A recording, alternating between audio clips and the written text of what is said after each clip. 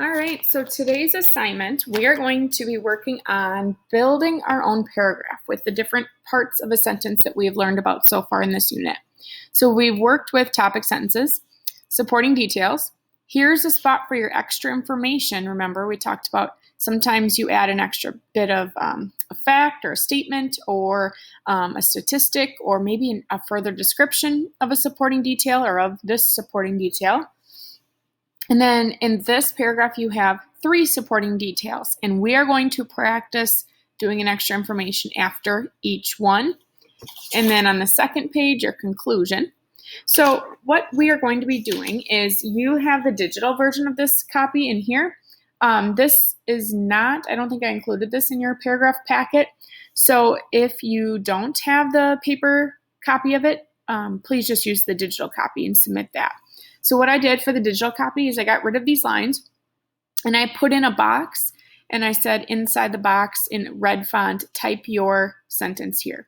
So you're going to be answering the question, what is your favorite thing to do on the weekends? And you're going to be typing in your topic sentence here. Okay, so think about how you would reword this so that if you weren't given this little sentence starter, I would know exactly what your paragraph is about.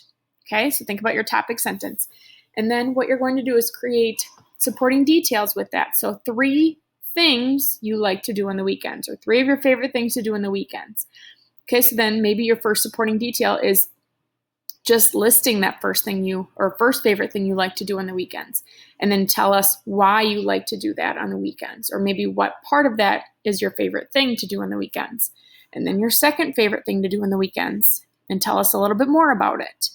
Okay, and then your third supporting detail, your third favorite thing to do on the weekends, a little bit of extra information about it, and then summarizing what your favorite things to do on the weekends are. Now, remember, conclusion sentences and topic sentences should be almost identical to each other. They're just reworded saying, this is what I'm going to talk about. This is what I talked about. Okay, so make sure that if you have issues on kind of creating a conclusion sentence or any different parts of this, please look in your notes on the different parts of this that we have taken notes on and worked with so far. This is just kind of an outline for you. So once you are done with the outline, you are then going to combine all of the sentences that you just wrote in the outline into one big paragraph here. So remember, for hints, you're going to indent your topic sentence. So the first line of your paragraph is indented. Okay, so let's say my favorite thing to do on the weekends. My favorite things to do on the weekends are to clean my house, sleep in, and work outside. Okay, notice how I only indented the first line of my paragraph. The second line or whatever, even if your topic sentence goes on to the second line here, or if it stops here, whatever you start writing on the second line needs to be lined up with the very edge, not indented like this. Okay, and then once your topic sentence ends, begin your first supporting detail right after the period that ends the topic sentence. What I've noticed in the past is because of the way that this outline is kind of separated, once kids start writing their topic sentence and then their first supporting detail, they like to skip a line and they would write it down here. You are going to start it right after your topic sentence ends. So if I had a little bit more space here, I could maybe write the first word, okay? My favorite things to do on the weekends are to clean my house, sleep in, and work outside. I love to spend Saturday